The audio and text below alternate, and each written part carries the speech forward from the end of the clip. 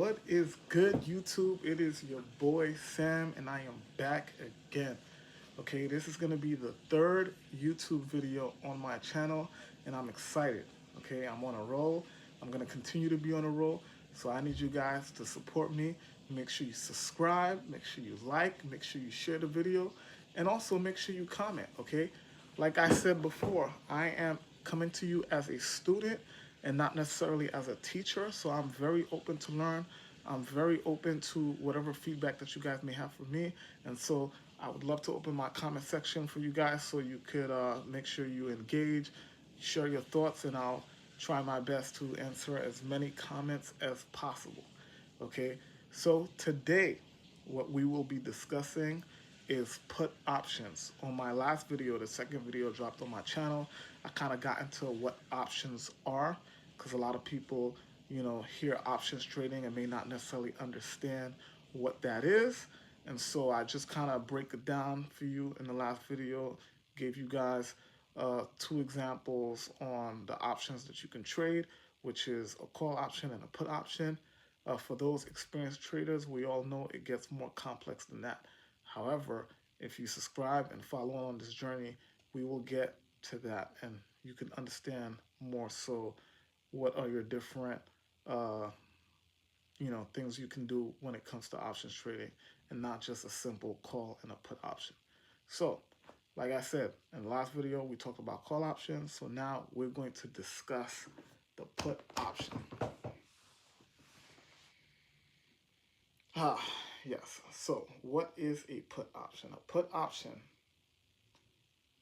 allows you to capitalize off of a particular stock if it is going in the down direction, if you are bearish. Okay, so in the last video I used a napkin as a prop. For my visual learners out there, I will be using this napkin as a prop to demonstrate what a put option is. Okay, so when it comes to trading options, you trade contracts, right? The contract right here is the legal right for an investor to buy and sell 100 shares of a stock. Because remember, one contract controls 100 shares. That is the universal unit, right?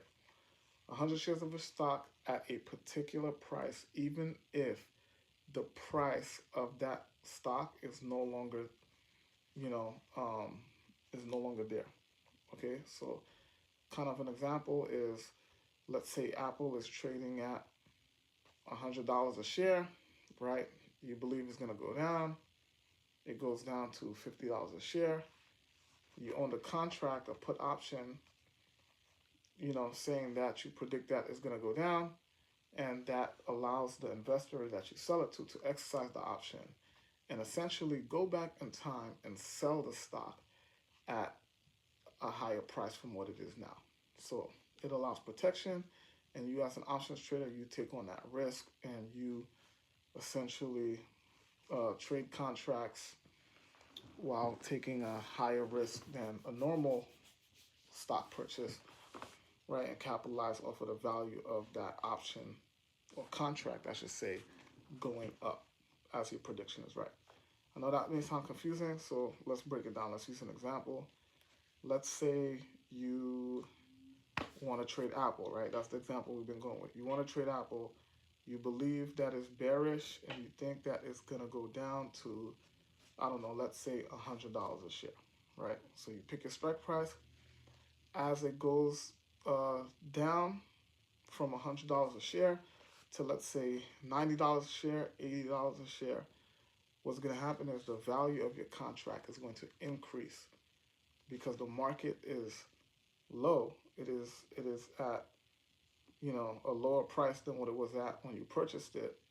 And so you giving an investor the opportunity to go back in time and sell the stock at that $100 share, they're gonna want to exercise that, and so they're willing to pay top dollar for this contract that you purchased. Let's say you initially purchased it for $10, and as the stock or as the share of Apple is going down towards $50 a share, this is now worth, I don't know, let's say $40.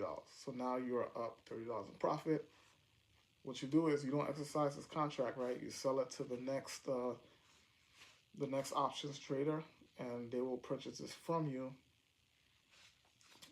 for a lot more than you bought it for.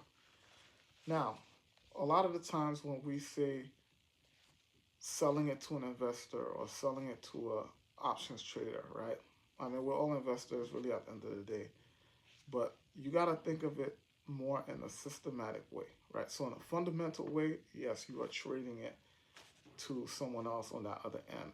However, this is all built in the system, and it is not that simple, right? So you're not just picking who you want to sell it to, right? It's gonna be, let's just say, like Instagram. Like, a word that we like to use when it comes to investing is liquidity, right? How liquid, or how much people is trading, a particular company, right? So the more people trading it, the more liquid it is, the easier it is for you to execute your transactions.